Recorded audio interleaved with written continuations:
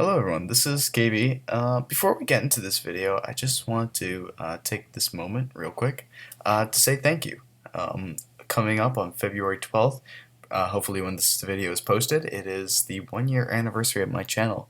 And it's been a wild ride in 2019, and I look forward to making content in 2020. So thank you so much for watching my videos and joining me as I goof around and make videos I like to make. I look forward to what's in the future.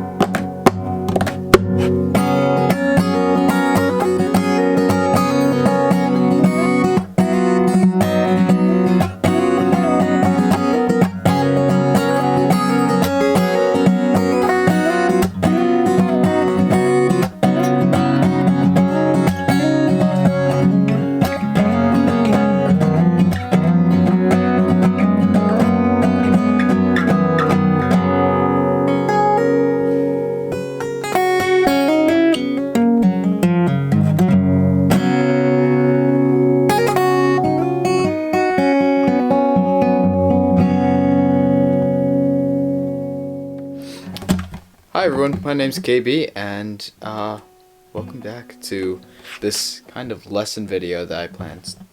So, about almost a year ago, I went out and recorded the video that would become Thaw, which is kind of an original song that I made.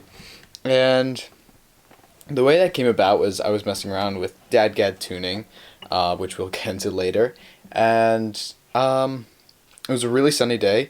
And I was like, I'm going to go record this music video. So I knew the spot where I could record something. So I just kind of improvised this tune that I had already kind of started to build up in my head and on guitar a little bit. So once I posted that, I thought it might be fun.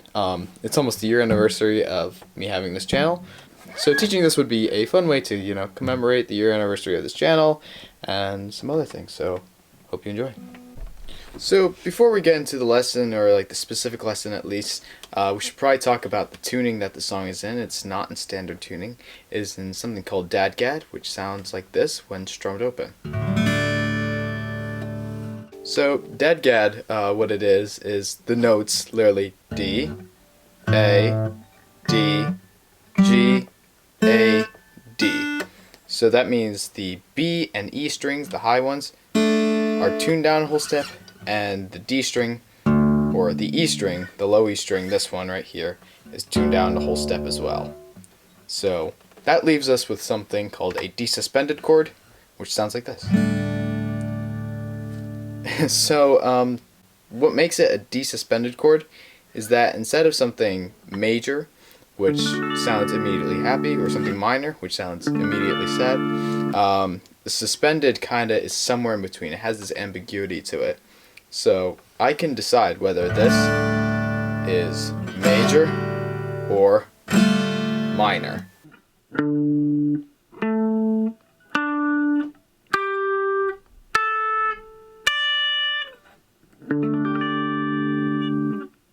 This tuning is notable for being used, and I think in a lot of Irish and Gaelic music. One of the most recognizable examples is Kashmir by Led Zeppelin.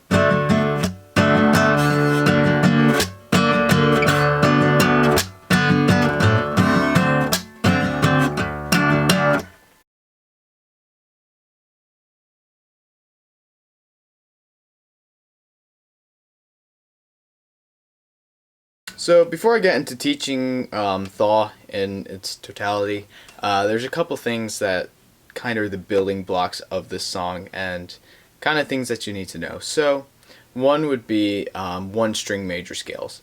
And so if you know the major scale, it's do, re, mi, fa, sol, la, ti, do.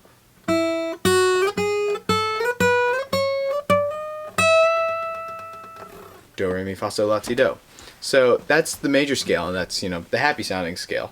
A lot of what Thaw is based off of is just going up and down that major scale on one string.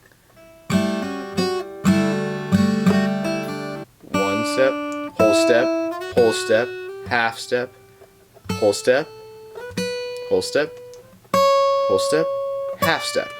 So there's only like 2 half steps in there, and yeah, so you're just jumping around like that, and learning that 1-string scale is really key to the song.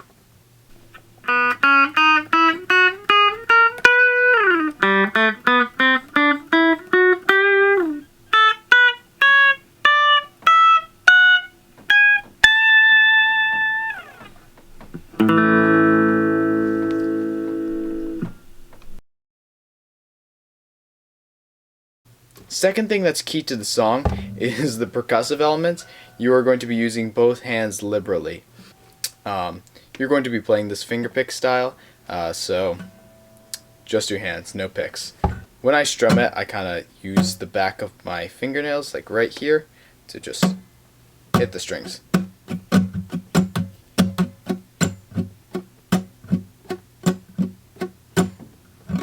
And then usually bring my thumb to brush it back.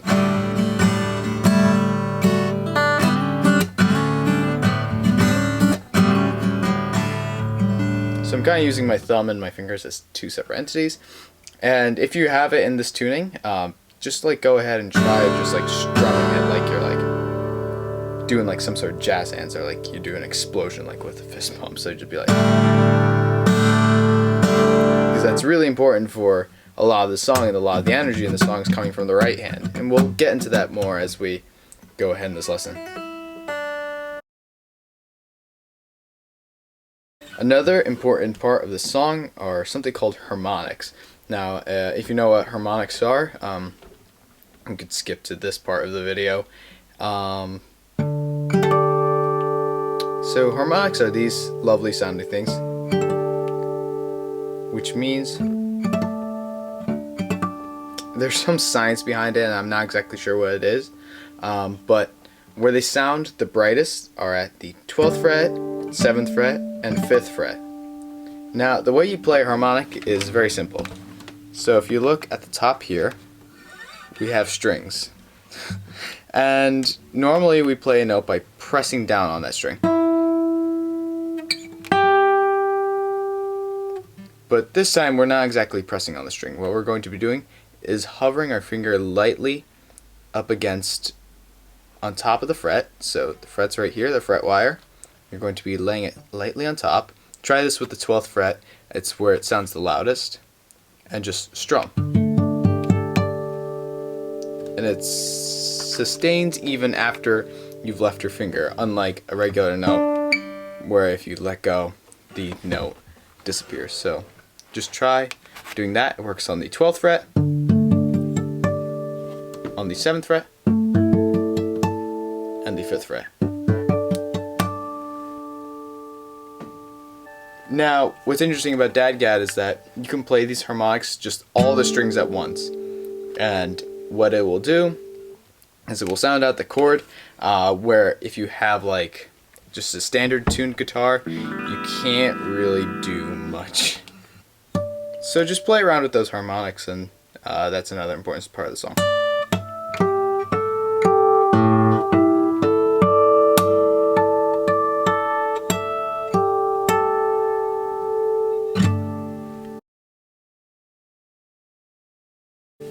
So another thing I also do, that percussive element as well, is I'll take it, it's called a slapped harmonic, where I'll take my finger and I'll literally slap that fret wire, and it makes this kind of noise. It's making that harmonic by, instead of just playing it with your right hand, you're slapping it, and it just sounds out those harmonics. So try like slapping the fret wire. It should sound like that, gives it a little percussive flair to it, and it has those beautiful harmonics in it.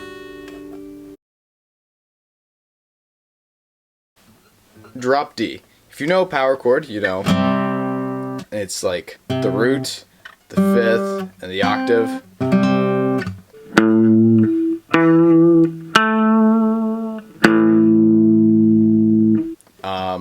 That same thing is going on with a power chord, but all you need to do is bar the first 3 strings. So this string, this string, this string, this string.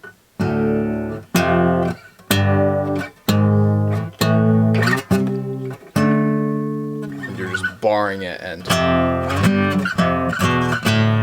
makes a power chord. So like,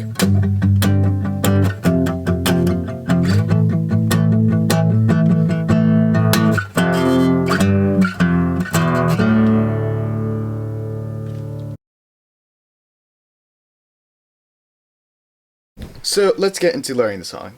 Just note, this isn't going to be a note for note lesson because I kind of improvised the whole thing. So like, learning it again I can do, but I think what's more important is that there are certain riffs that give off a vibe, and those are the most important things to learn. And from there you can just fool around and yeah, just play with the piece and see where it takes you. That's always what I do, and every time I pick up this tuning, I'm learning something new. So like, it's what I really like.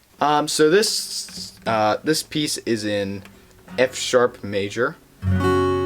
So that means we're going to have our capo on the 4th fret, and so everything's going to be relative to there.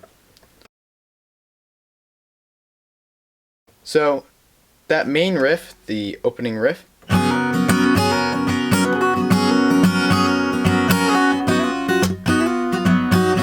that riff right there, what I am doing is I am going 2nd fret on the high E string, which is now D string, but I'm just going to call it the high E string. And then you go, you hammer on the 4th fret onto that high E string.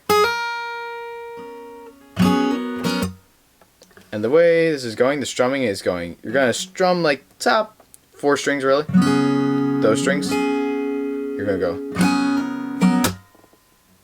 hammer on, then slap down, hammer on, hammer on. So try that out. Just 2nd fret, 4th fret. You're going to hammer on, hammer on, hammer on, hammer on, hammer on. And now where that comes in is you're going to take your pinky. So when you go hammer on, then you're going pinky, pull off, pull off, pull off, off.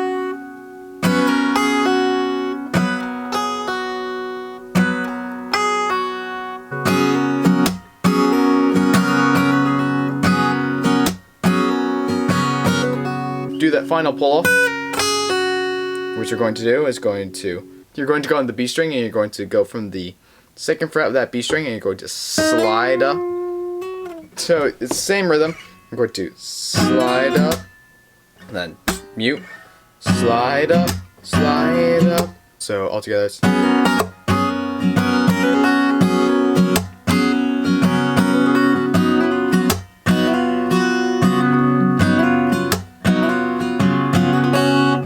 then we're doing that same. Now this is all going off that 1 string major scale.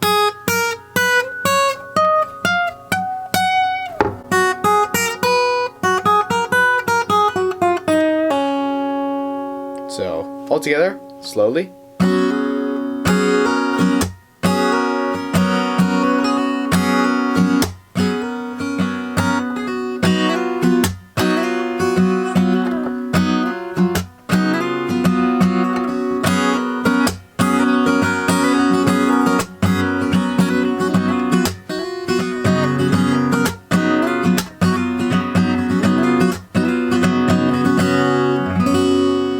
So that's the main riff, and that's what I go back to.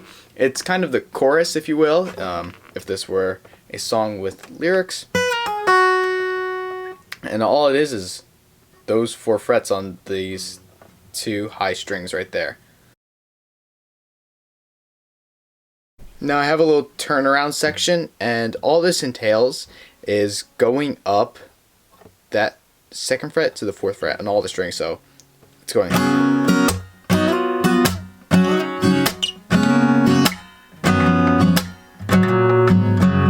So after I do that, you know, riff for a little bit, I go start to this. So that's just on the G string, and that right there actually makes it major. So when I strum this, it still has the ambiguity to it, but this makes it major. So when I'm just strumming this major chord. So major, then I'm sliding up, and then when I get to that turnaround, I'm just doing that same slide up on each of the strings. So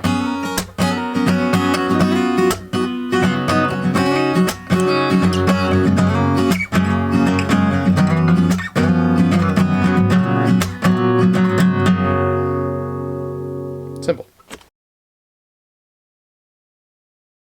So for the percussive section, that was kind of improvised. It's not my greatest work. Playing around with it before, I've kind of improved a little bit, but I'm usually when I'm doing it now is I'm going. So I'm going bum bum bum bum bum bum bum bum bum bum bum. So I'm using my fingers on this part of the guitar. You can use this for more of a bass drum sound effect, and that's what I'm doing in the video. Now, as you can see, as I hit it, those strings kind of vibrate from just the pressure.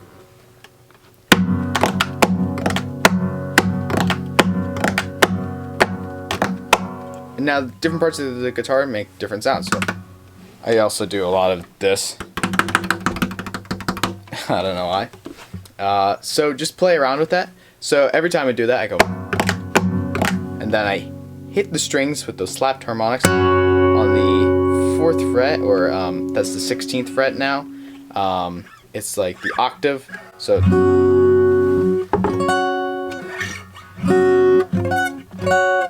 I just go.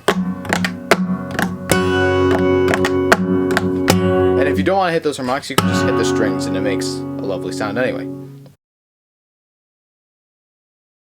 Now for the bridge section, we're going to be playing with that drop D a little bit right there.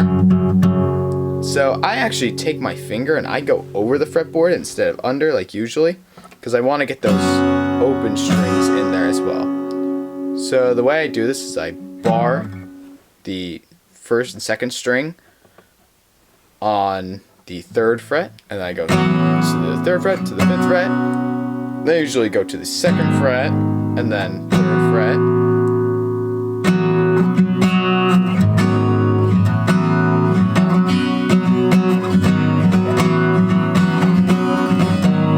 And then suddenly, where this is actually minor right here, going in between these two, I'm going to major.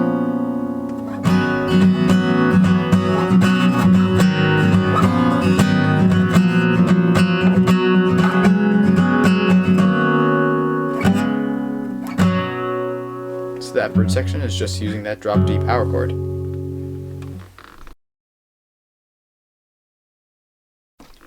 Now the last section I'm kind of finger picking and playing individual notes instead of the rest of the song is using a lot of that open string action.